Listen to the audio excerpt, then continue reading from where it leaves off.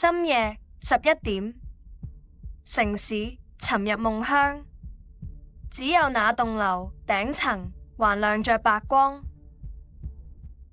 我是實習生，報表在手，這份決定明天的命運。他沒動，長髮垂落，像黑曼陀羅，在等我說出答案。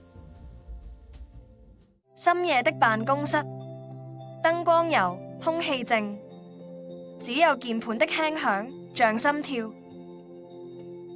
他坐着，白襯衫領口微開，鎖骨像月光下的刀鋒，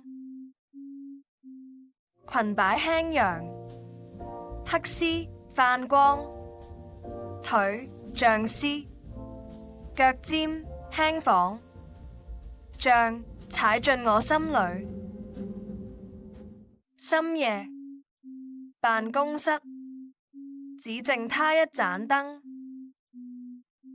他沒抬頭，只說過來。我腿軟，手抖，咖啡快灑了。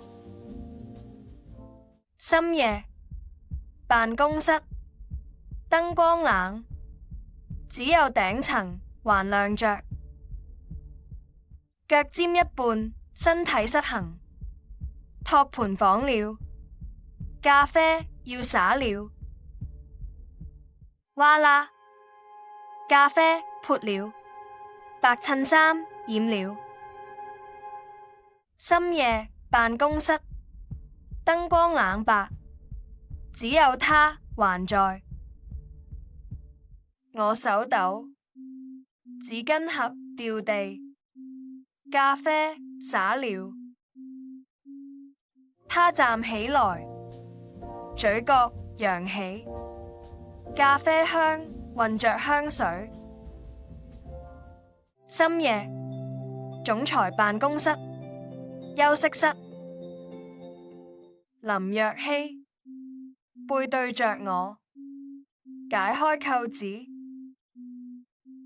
他轉頭，聲音平靜得可怕，過來。指尖碰上他的背，溫度像綢緞。他輕笑，手抖，做項目也這樣。鏡中他盯着我，眼裏有火。空氣凝住了，他的手按住了我，胸前的濕痕在燈下發亮。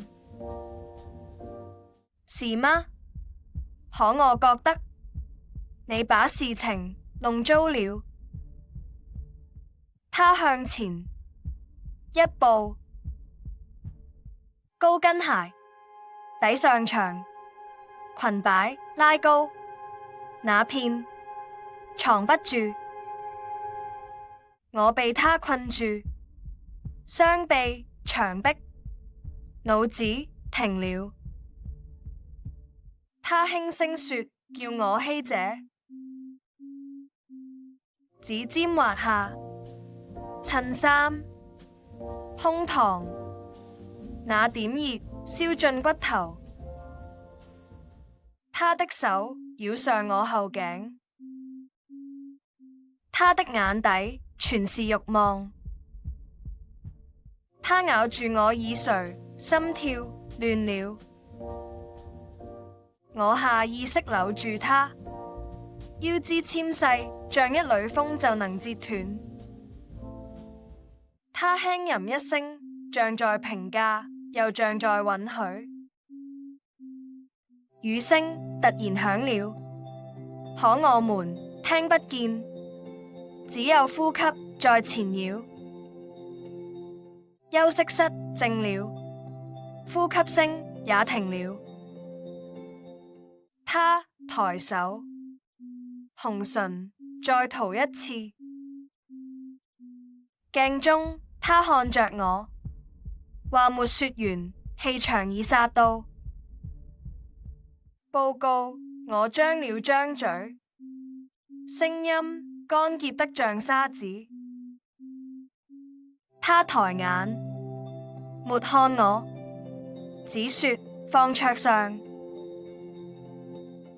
那雙腿在走，高跟鞋聲像心跳，停不下來。